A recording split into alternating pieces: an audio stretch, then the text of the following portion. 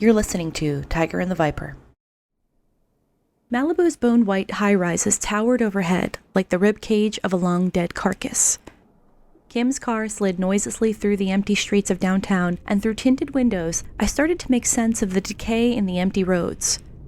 Not a soul outside, but garbage and debris piled high to the side of the curb, heaping mountains of melting trash, bloated and exposed to the boiling sun. With the workforce gone, the city had gone into denial, and that small detail tickled me. Instead of just fucking picking up after themselves like adults, they all just simply agreed to abandon it to rot, holing themselves away in their high-rise bunkers. But it's not like supply routes could last forever, especially if no one was around to run them. From all the time I spent toiling off-grid, you came to realize that food didn't grow itself, it didn't pick itself, and it sure as hell didn't transport itself.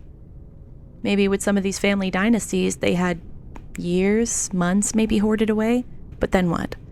They'd all be at each other's throats long before the filet mignon ran out, hungry for fresh bodies to exploit. That's just the way they were. City looks like shit, I said, leaning back against the polyester seats.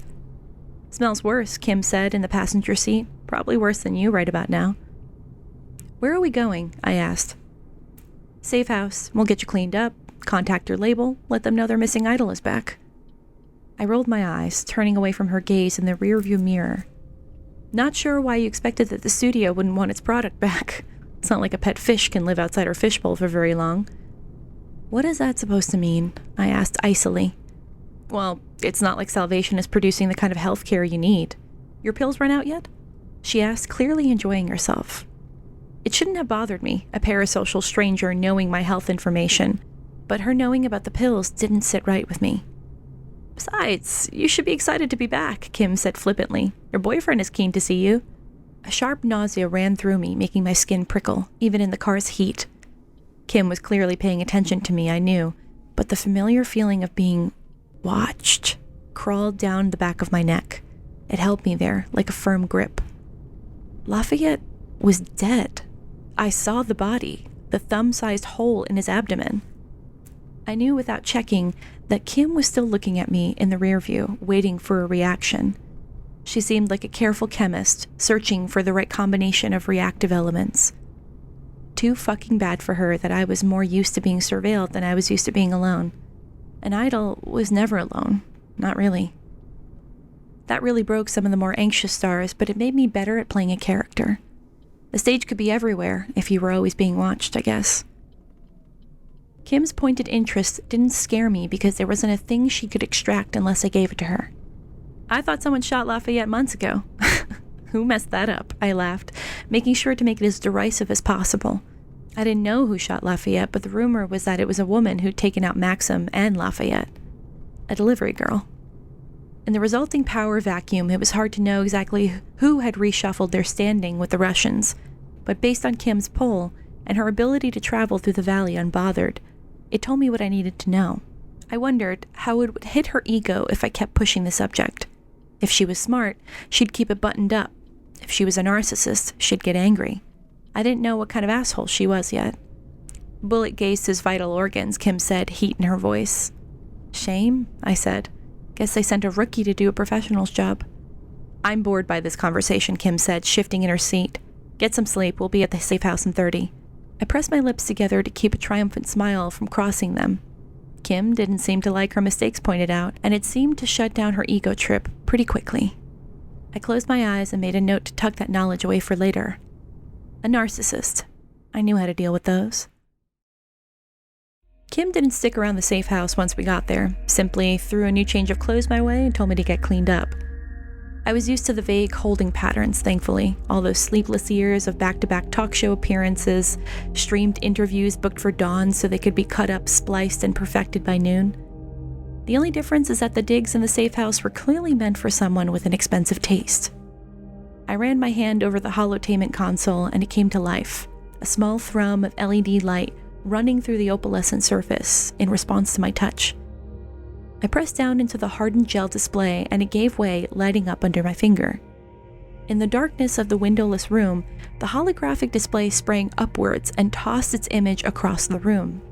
The display featured a bathhouse scene, filling the room with incorporeal wisps of steam. This console was an expensive build, likely custom. Not many folks could afford something like this, especially in a throwaway safe house. The steam looked so real it made me wave my hand in front of my face out of instinct, and to my surprise, the holographic steam responded. Mist cleared in front of me, making the figures in front of me come to view. Naked women, lounging by the side of the hot springs, laid across the rocks like woodland nymphs from Greek myth. Soft conversation burbled by the stream side. I scoffed, wondering if this had been Maxim's safe house at some point. A smooth tan figure moved through the mist. She approached slowly, stopping in front of me. I looked down at the ground, wondering where the contact points for the hologram were in the room, but I could only see the stone slab ground of the bathhouse beneath me. Interesting. I'd seen holotainment rooms before. They were practically the du jour of the A-class, but this one seemed to respond to input in a way I wasn't used to. The woman's skin was pebbled with drops of water from the baths, her honey blonde hair dripping rivulets of water down her body. My eyes followed the path of the water and how the runoff curved around her breasts. "Are you just gonna stare?" The simulacrum of a woman responded, catching me by surprise. "Are you always programmed to say that?" I asked, meeting her green eyes. "Only if you stare," she said, smirking. Cheeky. I gave a huff of a laugh.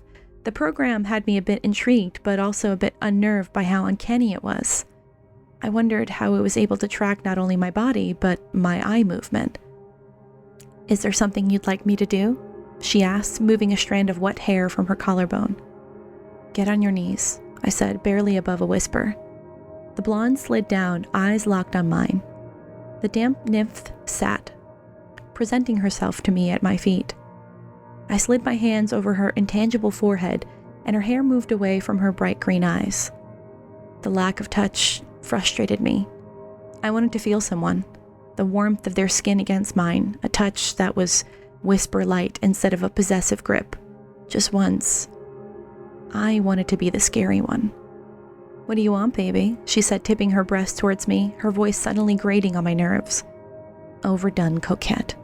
Made for a man's gaze and happy to perform for it. I was just a voyeur, sitting side saddle in somebody else's virtual fantasy. The sensation made me feel like I'd swallowed something slimy, and it rocked back and forth in my stomach uneasily. I reached back behind me and slapped the console, chest feeling tight. The hologram snapped away, leaving me in a darkened room alone. I swallowed, padding into the bathroom. I could use a real shower after everything the last 2 days had thrown at me, that much was clear. The bathroom of the safe house was just as needlessly opulent as the living room was. In the wide tiled expanse, the shower was large, divided from the room by only thick panes of spotless glass. I slid out of my mud-covered jumpsuit and stepped barefoot into the shower. The black, glossy tile underfoot was cold, gave me waves of goosebumps as I fumbled around the shower controls. Rich fucks, what was I expecting? Of course they would hide something as important as the controls for your shower behind some stupid interface. Finally, my hand swept across one warm tile on the wall beneath the shower head. It lit up, revealing a panel of glowing buttons. My fingers hit the glyph that looked like falling water and then the one designed like the sun. I hit the heat button as much as I could until I hit the max temp. Real steam filled the room, fogging up the glass shower panels. I relished the feeling of almost boiling water hitting my scalp, watching the sulfurous mud turn brackish and then swirl away into the drain. I stayed until I could feel my back stinging from the heat. A real goddamn shower. I felt my body slowly relax. Even if it was just for the moment, I couldn't deny it was the best shower I'd had in months. My finger wandered over the rest of the glyphs, trying to figure out what they all meant. Some were obvious bubbles for soap dispensers, a snowflake for cold water, but one glyph seemed to escape me. It was just simply an empty rectangle. My eyebrows furrowed. Screw it. I hit the glyph, and it glowed momentarily before the tiled wall to my right disappeared, changing to a flat, opaque window that overlooked the city. I paused for a second, inspecting the glass to make sure it was only viewable from one side, but it looked almost like the tinted windows of Kim's car, able to be looked out of but not in. Through the soft filter of tint, I could look over the whole of downtown Malibu. We were higher in the safe house than I expected. and I kicked myself for not counting floors when they led me into the building blindfolded. With the electricity on for mostly now vacant buildings, all of Malibu was exactly like the holotainment deck back in the living room, an empty simulacra of the real thing.